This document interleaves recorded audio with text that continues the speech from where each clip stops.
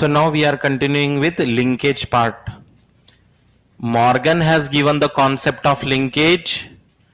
Yesterday we have started about discussing linkage.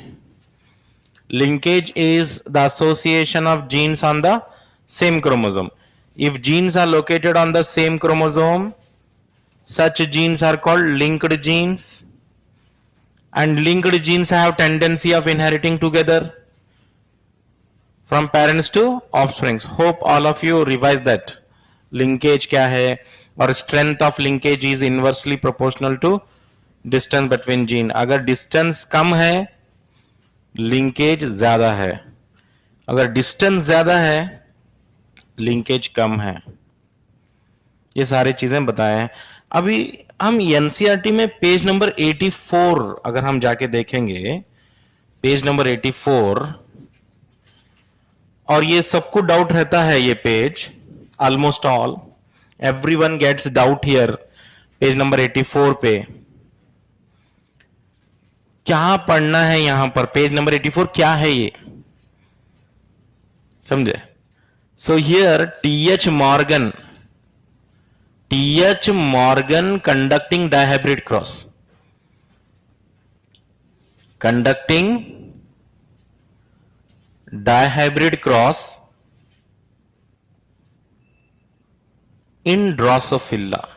कहां पे कर रहे हैं एक्सपेरिमेंट, ये ड्रोसोफिला में एक्सपेरिमेंट कर रहे हैं ये टीएच मॉर्गन.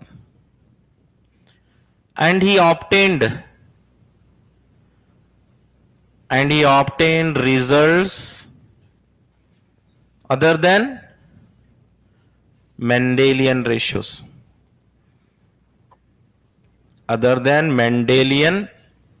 ratios. मतलब मेंडल को जो रेशियोज मिल रहे थे वो रेशियो नहीं आ रहा यहां पर. If you conduct dihybrid cross in Drosophila, if Mendel is correct, what should be the ratio? 9:3:3:1. But T.H. Morgan, when he conducted a hybrid cross in Drosophila, he got results other than 9:3:3:1. ठीक है, तो ये बहुत ही surprising result था, क्योंकि यहां पर पता चल रहा है कि डायहाइब्रिड क्रॉस अगर हम ड्रोसोफिला में करेंगे तो जो क्लासिकल रेशियो है वो ऑब्टेन नहीं हो रहा है. So let's see page number 84 NCERT में. So there are two dihybrid crosses here. दो डायहाइब्रिड क्रॉस है यहां पर. पहले मैं लिख के बताता हूं. क्रॉस 1, पहला क्रॉस है ये क्रॉस ए. इसमें क्या करता है T H Morgan, yellow bodied, okay, white-eyed female is crossed with its wild type.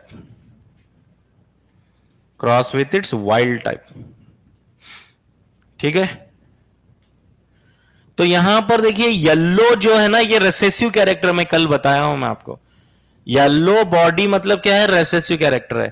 White I recessive character है. सही है ना. तो येलो व्हाइट के लिए क्या रहना चाहिए, स्मॉल वाई स्मॉल डब्ल्यू आना चाहिए.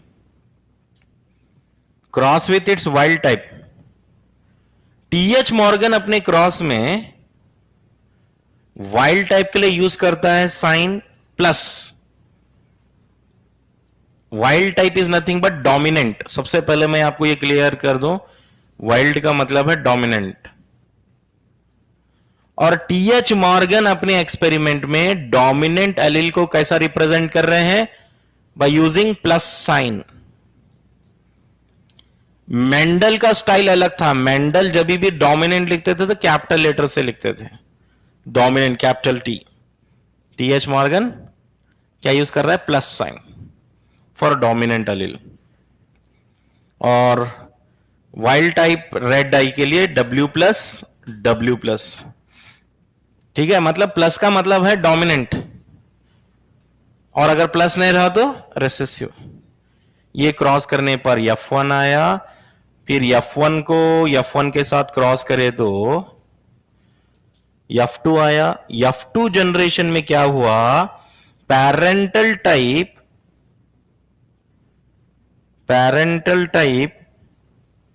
98.7% and recombinant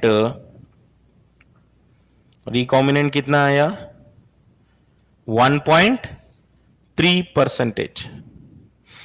So this is what T.H. Morgan experiment.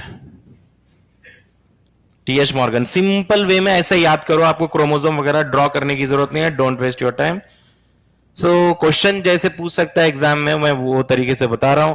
T.H. Morgan conducted dihybrid process in Drosophila by choosing contrasting characters. For example yellow body का डोमिनेंट क्या होगा, ग्रे बॉडी. कल लिखा के दिया हूं मैं आपको. व्हाइट आई के लिए रेड आई होगा. So when yellow bodied white I female Drosophila cross with gray bodied red eye wild type male drosophila in F1 generation obtained, and in F1 generation when they are self cross, in F2 generation expected ratio था 9:3:3:1, लेकिन ratio क्या आ रहा है यहां पर, 98.7% बच्चे parent की तरह बन रहे हैं और 1.3% बच्चे नॉन पेरेंटल टाइप बन रहे हैं. सो this is what T.H. Morgan surprised with this result. So one side T.H. Morgan is very happy because Mendel failed. Mendel fail हो चुका है, Mendel का रेशियो नहीं आया. Another side he has to give reason why he is not getting 9:3:3:1. What is the reason for that? ये दो reason बताना है. ठीक है. आपको एग्जाम में जो क्वेश्चन बनता है यहां पर ये पेज से, वो ये क्वेश्चन है. Yellow bodied white I female Drosophila when is cross with its wild type in F2 generation, what is expected recombinant ratio बोल के एग्जाम में पूछ सकता है आपको. ऑप्शंस में 1.3%, 1.7%, 1.5% ऐसा. रिकॉम्बिनेंट कितने आ रहे हैं, मतलब ये हुआ कि रिकॉम्बिनेंट का परसेंटेज बहुत बहुत कम है. क्यों है इतना कम, क्यों है इतना कम, क्यों है? What do you think, why parental type of offsprings are maximum? So yesterday I told linkage, when linkage occur maximum number of parental type of offsprings are obtained. जब लिंकेज होता है तो पेरेंटल टाइप के offspring ज्यादा होते हैं, और यहां पर वही केस हो रहा है. 98.7% पैरेंटल टाइप ऑफ ऑफस्प्रिंग, मतलब जो भी जीन्स होंगे येलो और व्हाइट के वो बहुत ज्यादा क्लोज होंगे. मान लीजिए क्रोमोसोम है, ये पेन क्रोमोसोम है, अब इसके ऊपर येलो व्हाइट के जीन्स लिखना है हमें. Where should I write yellow white? Shall I write yellow के लिए जीन यहां पर, व्हाइट के लिए यहां पर, इतना दूर दूर लिखूं या येलो व्हाइट बहुत नजदीक नजदीक लिखूं? क्या लिखूं? अगर मैं दूर दूर लिखूंगा येलो व्हाइट, जैसे ये क्रोमोसोम है YW, see how close I am writing YW. If genes are closely associated, what happens? Linkage occur. If linkage occur, what happens? More number of parental type of offsprings are obtained. If I write genes distantly, if genes are located distantly, what happens? Recombination occurs. समझना? ये female है या mail है? ये पक्का female है. कैसा मालूम? ये सिंबल एक्स क्रोमोसोम का है, ये भी सिंबल एक्स क्रोमोसोम का है. यस. वाई क्रोमोसोम में कैसा लिखता हूं देखो, मेल ड्रोसोफिला कैसा लिखता हूं, ये YW, और वाई क्रोमोसोम ऐसा लिखता हूं. Y chromosome is like this. So this is XX and this one is XY.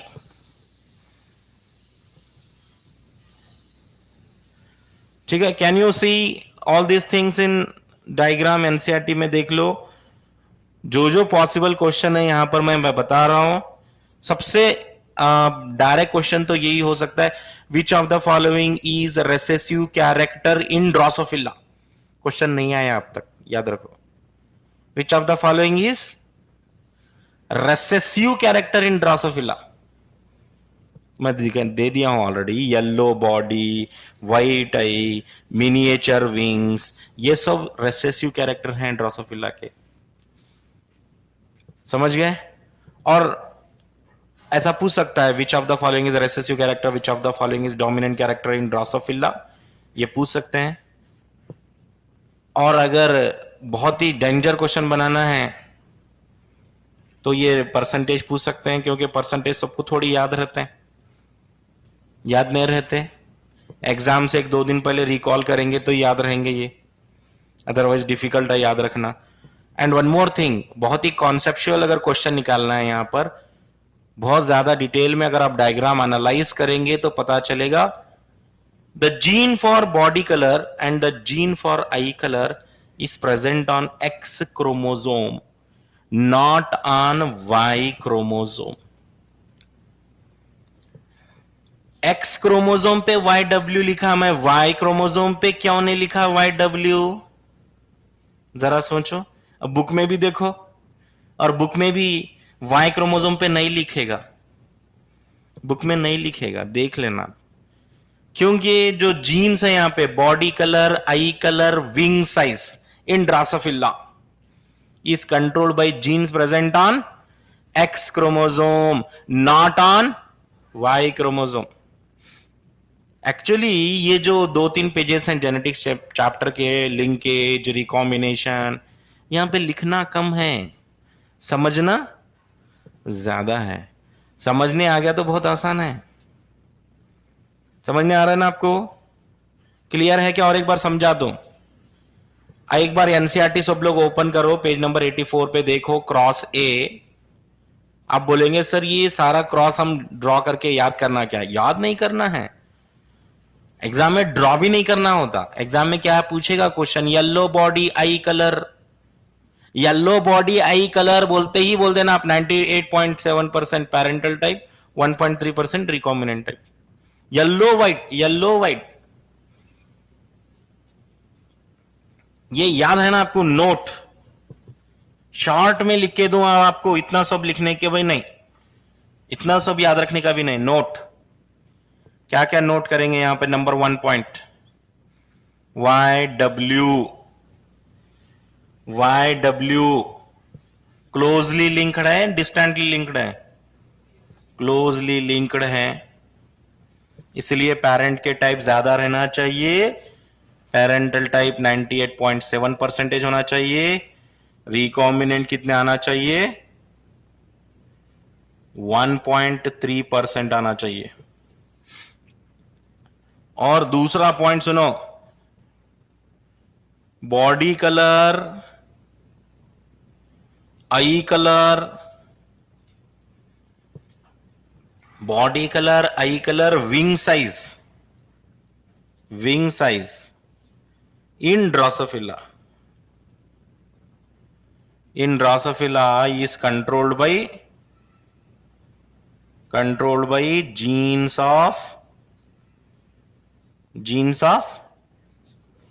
X chromosome. Hence they are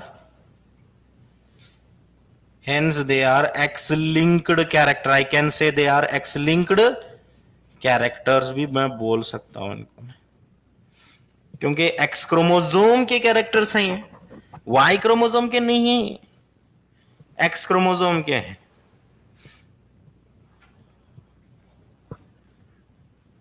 ठीक है, क्लियर है ना? या अगर हो सकता है आपको एग्जाम में ऐसा भी पूछ ले, नोट नंबर 3, नोट नंबर 3, ये एक्स क्रोमोसोम है, ये एक्स क्रोमोसोम है, ये वाई क्रोमोसोम है। शेप भी मालूम है, हो सकता है एग्जाम में शेप दे दे, हुक शेप आया। अगर क्रोमोसोम का हुक शेप बताएगा तो क्या बोलेंगे आप? वाई क्रोमोसोम बोलेंगे, hook shape Y chromosome. Okay ना, यहां तक क्लियर है सबको? This is cross A. In cross A, T.H. Morgan obtained ratios other than Mendel's classical dihybrid cross ratio. The ratios are deviating.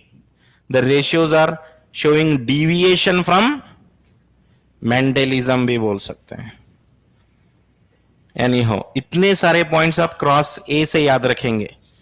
इसके अलावा आप कुछ भी पढ़ने मत जाओ उधर, वो पेज पे वेस्ट ऑफ टाइम है. Don't practice diagram, chromosome draw करके वगैरह वगैरह. ड्रॉ सिंपल इतना याद रखना.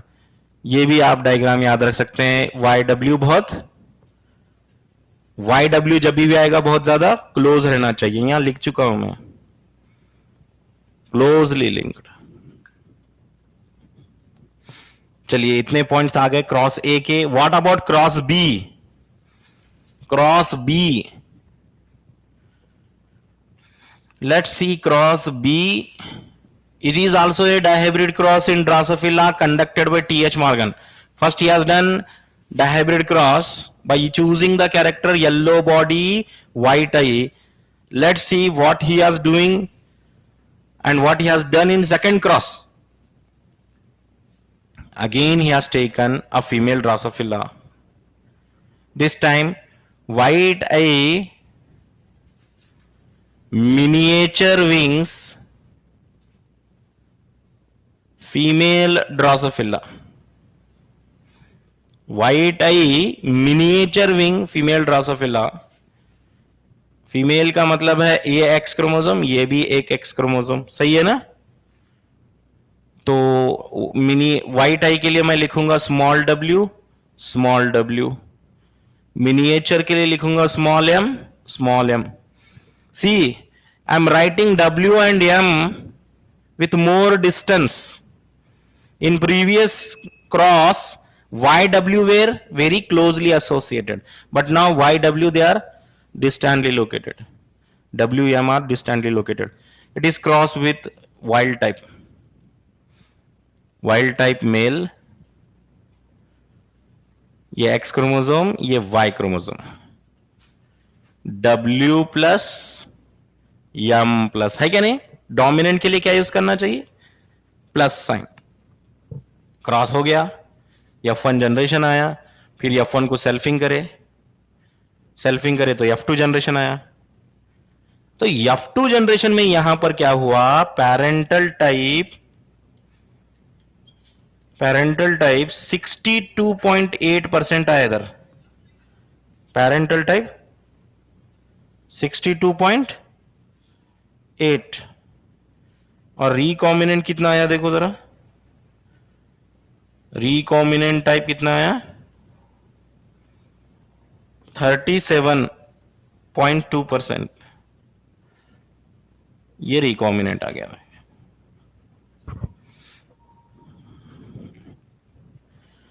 37.2%. ओके. नाउ अब यहां से क्या सीखने मिला हमारे को from cross B? If distance is more, the percentage of linkage decreases, strength of linkage decreases and the strength of recombination increases. ये सीखने मिला हमारे को. यहां पे प्रीवियस एक्सपेरिमेंट में जस्ट 1.3% थे रिकॉम्बिनेंट, यहां पे रिकॉम्बिनेंट का परसेंटेज 37.2 हो चुका है. The reason is here genes are distantly located, दूर दूर हैं. डिस्टेंस बढ़ गया, रिकॉम्बिनेशन बढ़ गया. डिस्टेंस बढ़ गया, रिकॉम्बिनेशन बढ़ गया. कल बताया हूं मैं आपको, रिकॉम्बिनेशन का percentage, recombination, hence recombination directly proportional to distance between gene. जितना डिस्टेंस बढ़ेगा उतना रिकॉम्बिनेशन भी बढ़ेगा. यही है, ये सीखने मिला हमारे को. एग्जाम में हो सकता है आपको वैल्यू पूछ ले. अच्छा, आप 4 वैल्यू याद करना. कौन कौन से? 98.7%, 1.3%, 62.8%, 37.2%. अब याद कैसे रखना ये सब 4? तो 4 में से आप क्या करो, 2 वैल्यू याद करो. कौन से भी दो याद कर लो। YW आया तो क्या लिखेंगे 98.7% पेरेंटल टाइप। पेरेंटल टाइप वाले वैल्यूज याद कर लो, बेटर रहता। बाकी का जो बचेगा वो रिकॉम्बिनेंट ही रहेगा, है ना। कभी भी अगर एग्जाम में पूछे येलो बॉडी व्हाइट आई रिकॉम्बिनेंट पूछे तो पेरेंटल टाइप हम याद करके गए 98.7%, तो बचा कितना 1.3% रिकॉम्बिनेंट रहेगा। चारों के चारों वैल्यू याद करने जाएंगे तो कंफ्यूजन होगा, दो वैल्यू याद करो। सिंपल हम जो है इतना सब लिखने की भी जरूरत नहीं है। सिंपल हम ऐसे लिख लेना चाहिए वाई डब्ल्यू अगर आया तो पेरेंटल टाइप कितना आना चाहिए 98.7% आना चाहिए। और अगर W प्लस आया यम प्लस W प्लस आया या W यम आया है तो यहां पर हम क्या करेंगे पेरेंटल टाइप 62.8% आया। बस ये याद रख के जाओ। और मैं अगर आप पूछेंगे अब तक क्वेश्चन कैसे आए हैं यहां पर, हाँ बिल्कुल अब तक जो क्वेश्चन आया है फ्रॉम दिस पेज, एक बार क्वेश्चन आ गया था नीट में, whenever crosses are made in Drosophila maximum number of progeny are obtained, they are of parental type, what could be the possible reason for this? Whenever crosses are conducted in Drosophila maximum number progeny are parental type, what could be the reason for this? तो क्या लिखेंगे the reason is the genes are closely located या genes are distantly located, ऐसे options हैं। क्या लिखेंगे closely located लेना, ठीक है।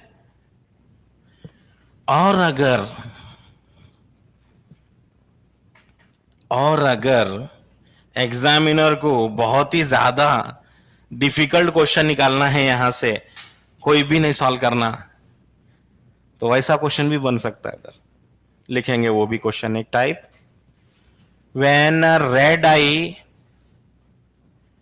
Male Drosophila cross with white eye female Drosophila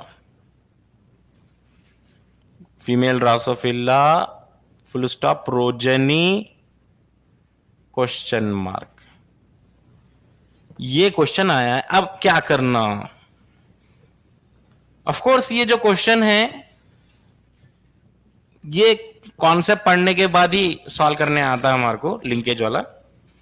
और ये क्वेश्चन सॉल्व करने के लिए आपको ये बात याद रखना जरूरी है कि body colour, eye colour, wing size, यहां पे क्या बात चल रही, आई कलर की बात चल रही।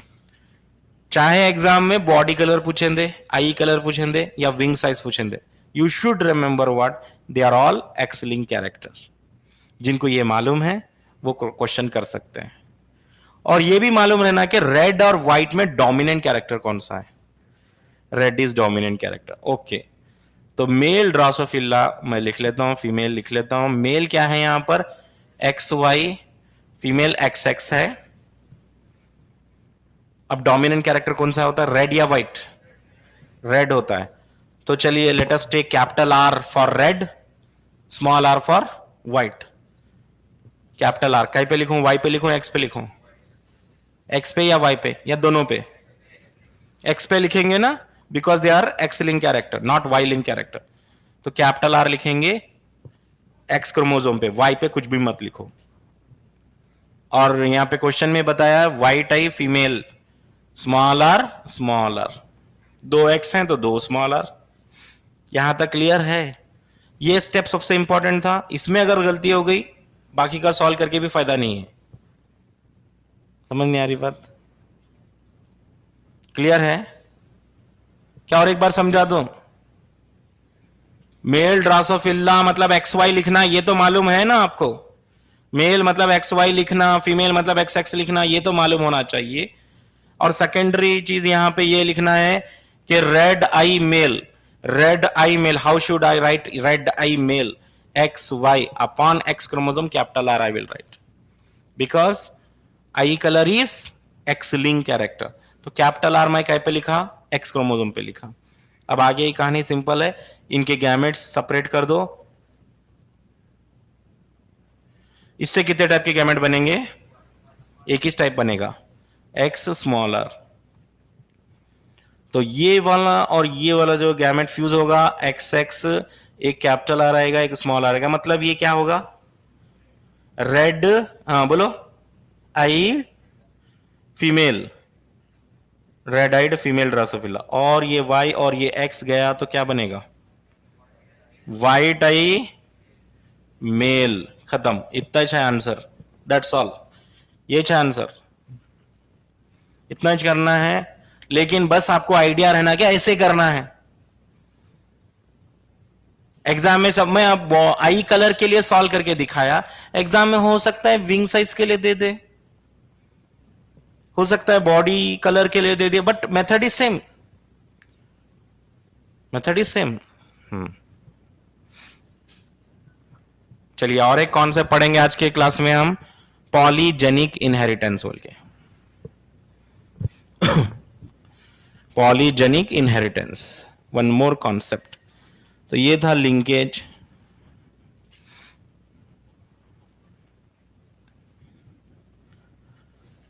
सो what are the contribution of TH Morgan, बोलते सारी चीजें याद हैं आप। TH Morgan conducted experiment in Drosophila. T.H. Morgan has given chromosomal theory of inheritance, experimental verification, experimental proof, and he also discovered X-linked character in Drosophila. ठीक है, चलो अब हम जो है एक और कॉन्सेप्ट पढ़ने जा रहे हैं, that is polygenic inheritance. Polygenic inheritance,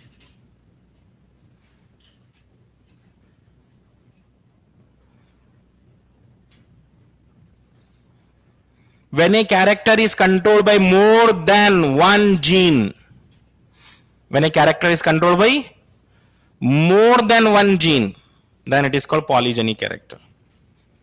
When a character controlled by, when a character controlled by more than one gene, more than one gene, एक जीन से ज्यादा रहा तो हम पॉलीजेनिक इनहेरिटेंस बोलते हैं। Also called quantitative, quantitative inheritance भी बोलते हैं इसको। Seen in quantitative characters, seen in quantitative characters, मतलब क्या है, पॉलीजेनिक इनहेरिटेंस वो कैरेक्टर्स हैं जहां पर कैरेक्टर को कंट्रोल करने के लिए मोर देन वन जीन होना चाहिए। Poly means many, more than one gene. As per Mendel हर जीन के लिए, हर कैरेक्टर के लिए एक ही जीन है। यहां पॉलीजेनिक में one character is control by more than one gene.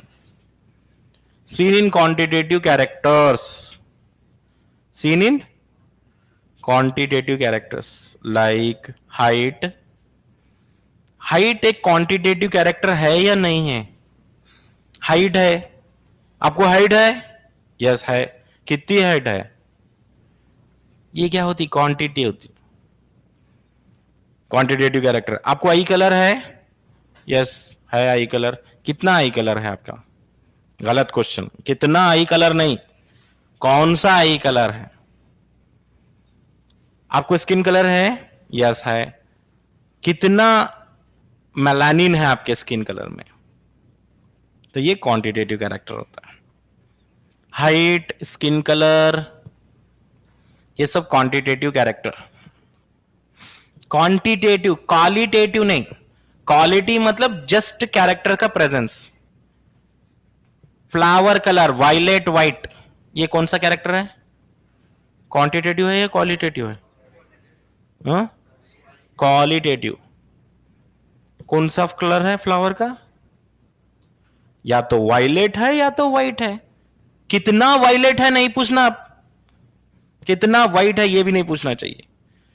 So violet है या वाइट है, so that means some characters are qualitative characters, some characters are quantitative characters, and polygenic inheritance in quantitative characters. For example, height, skin color. तो यहां पे मैं example लेने वाला हूं, skin colour controlled by 3 genes A B C, capital letters में A B C, 3 gene मिलके skin colour control कर रहे हैं, A B C, skin colour control by 3 genes A B सी।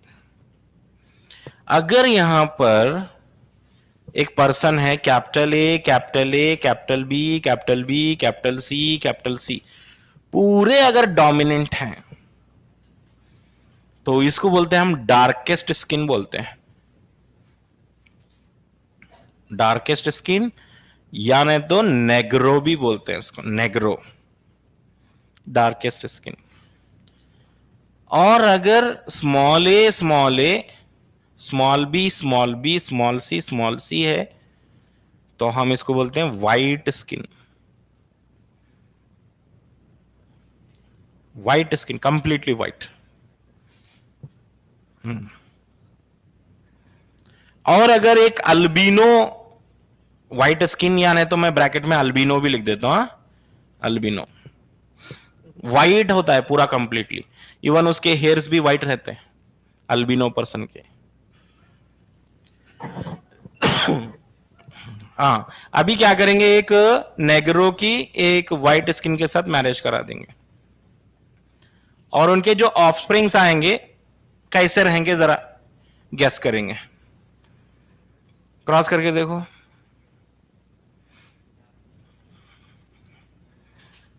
कैसा रहेगा?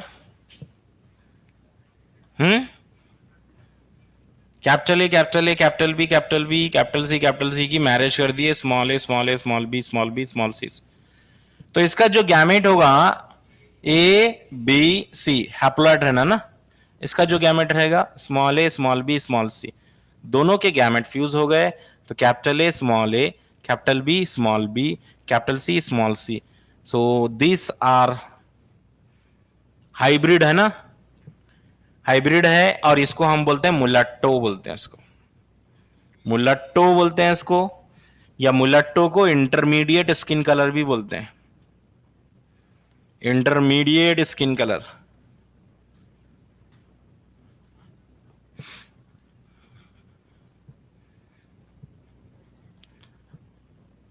स्किन कलर, आप बोले स्किन कलर कैसा है, क्या स्किन कलर दो ही हैं, एक व्हाइट एक ब्लैक? नहीं, आप बोलेंगे नहीं व्हाइट और ब्लैक नहीं, ऐसा नहीं बोलते हम, there are many gradients of white. कितने फेयर हैं आप, कितने फेयर हैं, क्या परसेंटेज है स्किन में मेलानिन का, कितना फेयर है आपका स्किन, क्वांटिटी की बात हो रही है यहां पर। क्या सिर्फ 3 टाइप के लोग ही हैं, capital A capital B capital C आए तो मुलट्टो बोले, क्या सिर्फ 3 ही टाइप के लोग हैं? नहीं, इससे ज्यादा भी टाइप के लोग हो सकते हैं, ठीक है। ऐसा भी पर्सन हो सकता है ना कोई, capital A capital B capital C भी हो सकता है, क्यों नहीं हो सकता, हो सकता है। रैंडम मैरिजेस ऐसे होते रहेंगे तो ऐसे भी लोग आएंगे, या नहीं तो ऐसा जो है ऐसा भी आ सकता है कोई पर्सन, या नहीं तो कोई ऐसा भी पर्सन आ सकता है, बहुत सारे पॉसिबिलिटीज हैं। तो हम कैसा डिसाइड करेंगे स्किन कलर? मैं 3 स्टैंडर्ड स्किन कलर तो बता चुका हूं, एक तो पूरा डार्क नेग्रो, एक तो पूरा व्हाइट अल्बिनो, और एक है इंटरमीडिएट मुलट्टो। लेकिन हाँ, मैक्सिमम लोग ये तीनों ग्रुप से नहीं रहते, मैक्सिमम लोग, ना तो बहुत सारे लोग नेग्रो रहते, ना तो बहुत सारे लोग अल्बिनो रहते, ना तो बहुत सारे लोग मुलट्टो रहते, बहुत सारे लोग क्या रहते हैं इस कैटेगरी में, कौन से भी ऐसे कैटेगरी में बिलोंग करते हैं। तो वहां पे स्किन कलर किस पे डिपेंड है? तो लिखा है बुक में, Skin color depends upon the number of dominant alleles. Skin color depends upon number of dominant allele. Each dominant allele is having additive effect on skin color. जितने dominant रहेंगे आपके पास जीन, उतनी skin dark होते जाएगी. जैसे कि यहां पर देखिए 1 2 3 4 5, यहां पर 5 डोमिनेंट अलील्स हैं. यहां पे 1 2 3 4 5, यहां पे भी 5 डोमिनेंट अलील हैं. यहां पे 1 2 3 4, यहां पे 4 डोमिनेंट अलील हैं. Out of these 3 persons who is fair? Fourth जो पर्सन है यहां पे, 4 जिसके पास डोमिनेंट है, वो ज्यादा फेयर है कंपेयर टू रिमेनिंग 2. समझ में आ रहा? जितने डोमिनेंट अलील रहेंगे उतना ज्यादा स्किन डार्क रहेगा. तो ये बात लिख लेना है आपको. और ये क्वेश्चन आ चुका है नीट में, इस टाइप का क्वेश्चन आ चुका था. 4 ऑप्शन देके, ऐसा ऑप्शन, ऐसा ऑप्शन, ऐसा ऑप्शन देके पूछा था. इन चार ऑप्शन में से कौन सा स्किन कलर सबसे फेयर है? फेयर स्किन कलर ये देखिए, फेयर स्किन कलर है. समझ गए? आपके पास जितने डोमिनेंट अलील आएंगे उतनी डार्क होगी स्किन, और जितने रेसेसिव अलील आएंगे उतनी व्हाइट स्किन होगी. So actually dark skin colour एक डोमिनेंट कैरेक्टर है ह्यूमन में, व्हाइट स्किन कलर एक रेसेसिव कैरेक्टर है. जितना डार्क होगा आपका स्किन उतना ज्यादा मेलानिन होगा, and you will be protected from harmful radiations of sun. If you are white skin colour, that means you are not resistant to all the types of solar radiations. जितने white रहेंगे उतना ज्यादा skin related problem या skin disorders होने के ज्यादा chances हैं. तो यहां पर लिखेंगे हम, लिखिए the number of dominant alleles, number of dominant alleles decide the quantity of melanin production, in skin.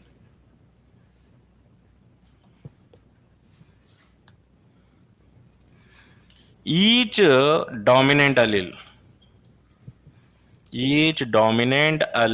is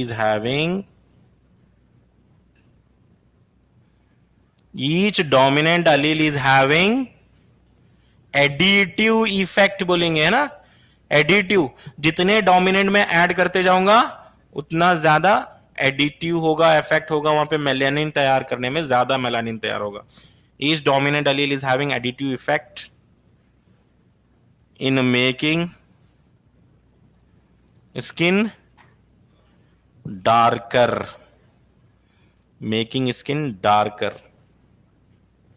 जितने डोमिनेंट उतना डार्क. सो फाइनल कंक्लूजन ये लिख रहा हूं मैं यहां पर, therefore skin colour controlled by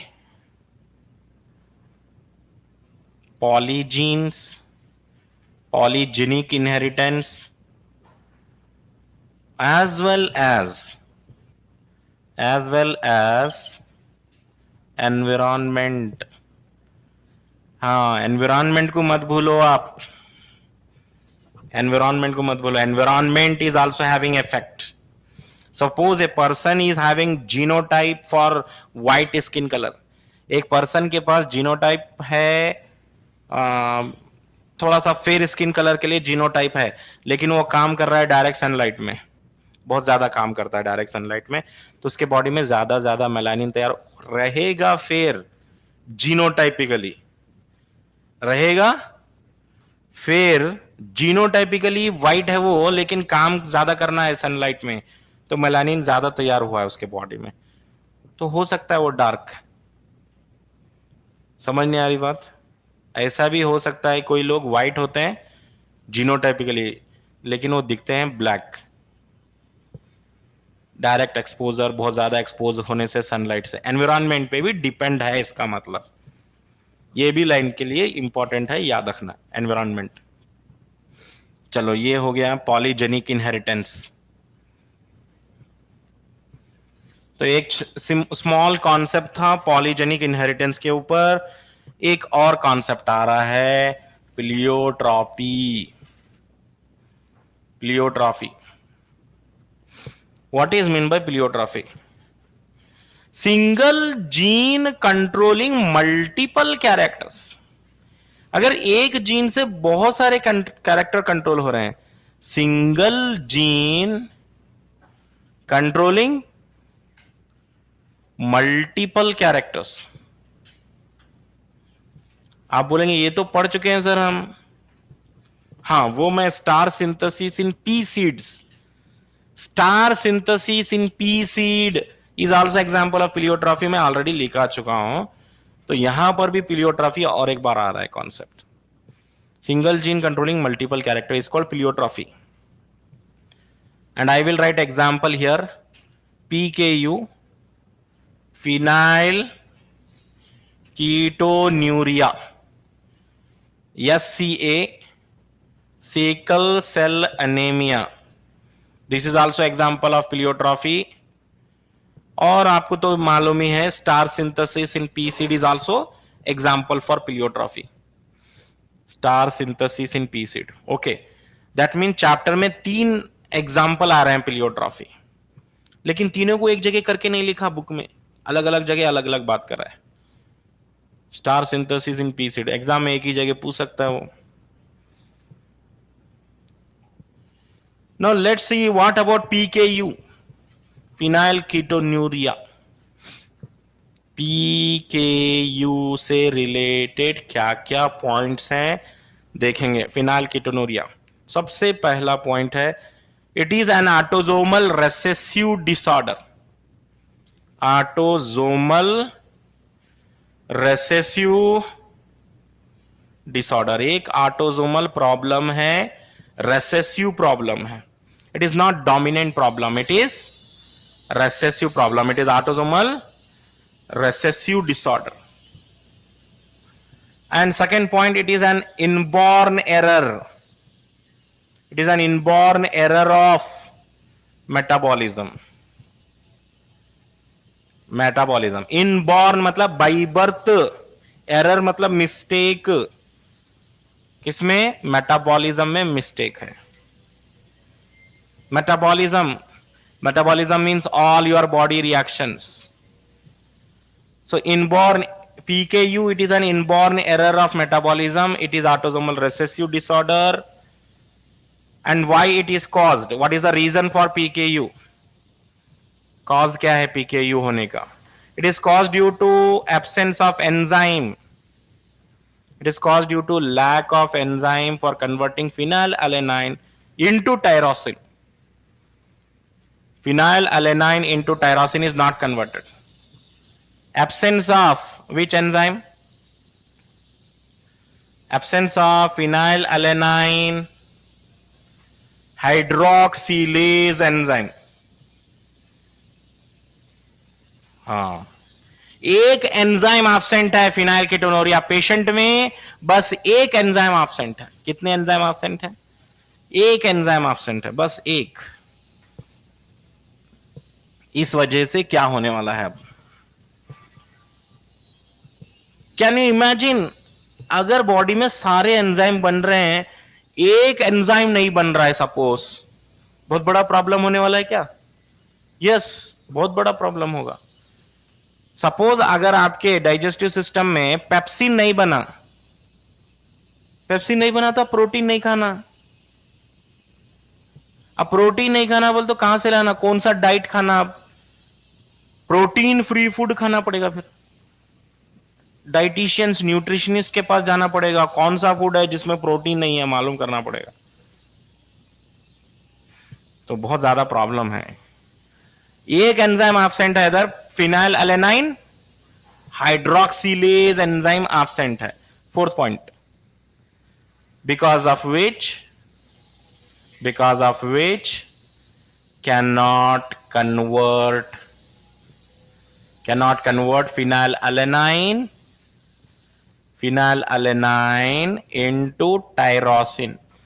अगर आप पूछना चाह रहे हैं what is phenylalanine, what is tyrosine, तो बता दूं ये अमाइनो एसिड्स हैं. आप जो डेली डाइट खाते हैं, फूड खाते हैं, उसमें अमाइनो एसिड लेते रहते हैं आप. There are 10 essential amino acid. ऐसे 10 अमाइनो एसिड हैं जो आप फूड के थ्रू लेते हैं बॉडी में. तो ये 10 अमाइनो एसिड आपको बाहर से लेना पड़ता है, जिसमें एक फिनाइलएलेनाइन भी है. और ये जो फिनाइल कीटोनूरिया पेशेंट है, उनको प्रॉब्लम है, they can not convert phenylalanine into tyrosine. That mean they can not metabolize phenylalanine. वो फिनाइलएलेनाइन को ब्रेक नहीं कर सकते, कन्वर्ट नहीं कर सकते. That means phenylalanine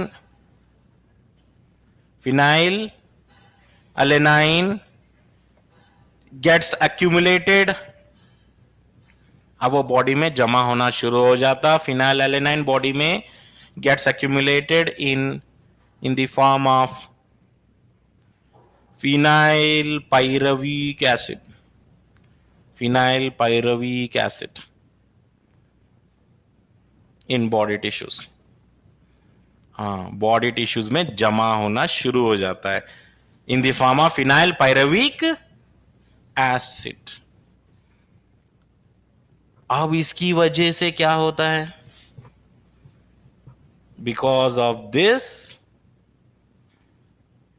mental retardation हो जाता है, पागल होने लगता है वो आदमी. Phenyl ketonuria patient, hair fall हो जाता है उसको, उसके सर के बाल झड़ जाते हैं. हेयर फॉल हो गया, मेंटल रिटार्डेशन हो गया. साथ ही साथ स्किन पिगमेंटेशन आल्सो अफेक्टेड.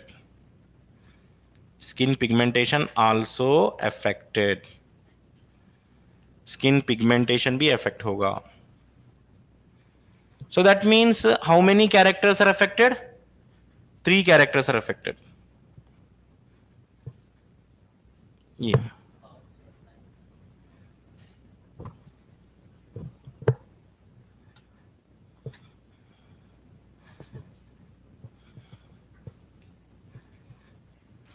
तो स्किन पिगमेंटेशन भी अफेक्ट होगा, हेयर फॉल भी होगा, मेंटल रिटार्डेशन भी हो जाएगा. ठीक है, 3 कैरेक्टर अफेक्ट हो गए. So that's why it is an example of pleiotropy. Now you got what is meant by pleiotrophy? Single gene affecting multiple characters. Okay, single gene affecting multiple characters. तो यहां पर एक जीन ही होगी ना. It is N autosomal recessive disorder. मतलब एक gene की वजह से हो रहा है प्रॉब्लम. एक जीन अगर खराब है तो कितने कैरेक्टर खराब होना चाहिए?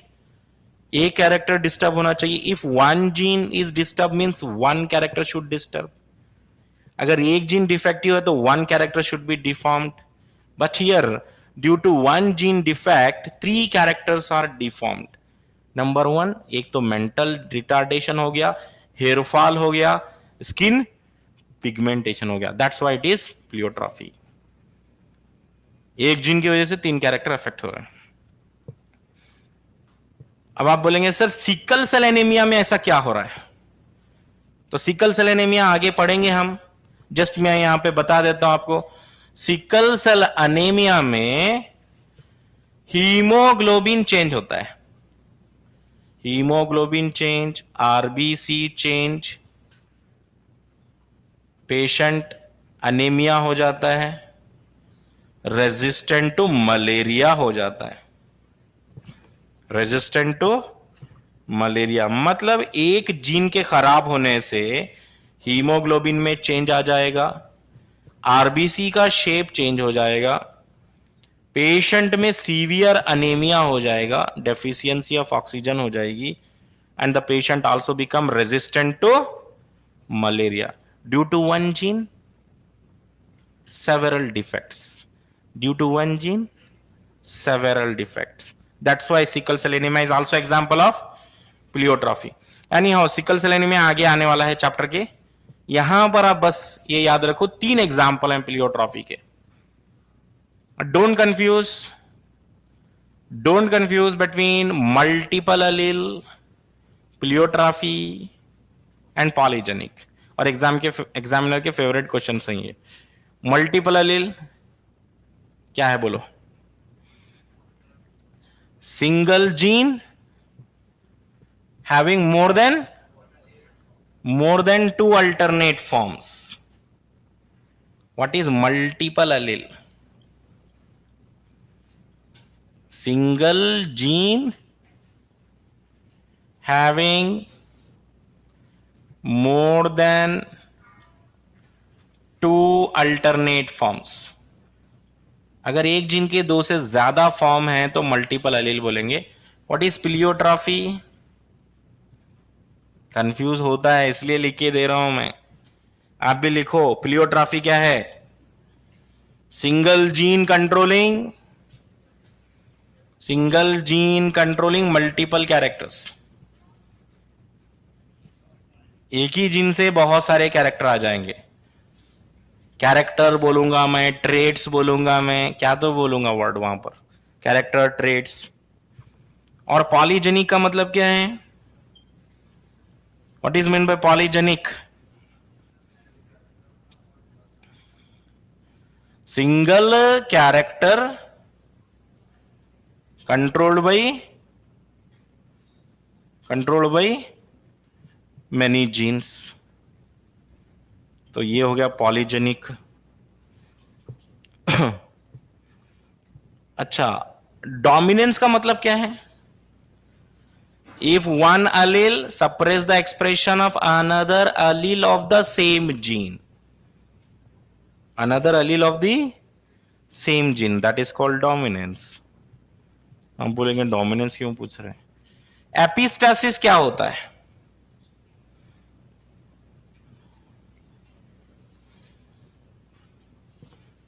एपिस्टासिस, क्योंकि एपिस्टासिस जो है डोमिनेंस के डेफिनेशन से बहुत ज्यादा मैच करता है और एग्जामिनर इसका फायदा उठाते हैं. एपिस्टासिस क्या होता है? It is just like dominance definition, 99% same concept. One gene suppress the expression of another gene. एक जीन दूसरे जीन का एक्सप्रेशन कंट्रोल करते हैं. suppress the expression of another gene present on different locus,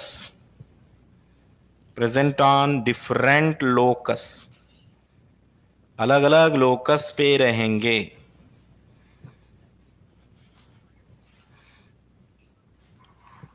okay, तो आप बोलेंगे sir dominance का मतलब क्या है? डोमिनेंस का लिख लो अगर आप लिखना चाह रहे हैं. डोमिनेंस का मतलब क्या है? If one allele, not gene. I am not saying capital T is one gene, small T is another gene. मैं ऐसा बोल रहा हूं क्या? कभी बोला मैं कैपिटल टी अलग जीन है, स्मॉल टी अलग जीन है? मैं क्या बोला? टी जीन के दो फॉर्म हैं बोला मैं. टी जीन के दोनों फॉर्म है और ये दोनों को मैं बोलूंगा अलील्स. टी जीन के ये जीन है, ये दो फॉर्म्स हैं इसके, और फॉर्म्स को मैं अलील बोलने वाला हूं. If one allele suppress the expression of another allele of the same gene, it is called dominance. What is called epistasis? What is epistasis? One gene suppress the expression of another gene. एक gene दूसरे gene का expression को रोक रहा है. Capital T small T को नहीं. Capital T small T को रोकेगा तो क्या बोलेंगे? डोमिनेंस. अगर बड़ा भाई अपने छोटे भाई को मारेगा तो क्या बोलेंगे? डोमिनेंस बोलेंगे. और क्या बोल सकते हैं? एपिस्टासिस तो नहीं बोल सकते. एपिस्टासिस मतलब अगर बड़ा भाई किसी और को मारेगा out of the family, may be Elder than him, तब क्या बोलेंगे? एपिस्टासिस. ऐसा करो मत, बोल रहा हूं मैं, चुप. epistasis. If one gene suppress the expression of another gene present at different locus, locus भी अलग है, वो दूसरा सेम जीन का नहीं है, वो फैमिली मेंबर डिफरेंट लोकस का है। और यहां पे कितने परसेंट बच्चे गलती करते हैं मालूम? 99.9% बच्चे गलती करते हैं डोमिनेंस विथ एपिस्टासिस। डोमिनेंस लिखना चाह रहे हैं आप, लिख लो, अभी लिख लो। डोमिनेंस क्या है? If one allele suppress, if one allele suppress the expression of another allele, if one allele suppress the expression of another allele present at the same locus, locus same रहना चाहिए। ठीक है, इतने सारे चीजें कॉन्सेप्ट्स रिवाइज कर लेके आइए। Tomorrow will continue remaining. Thank you.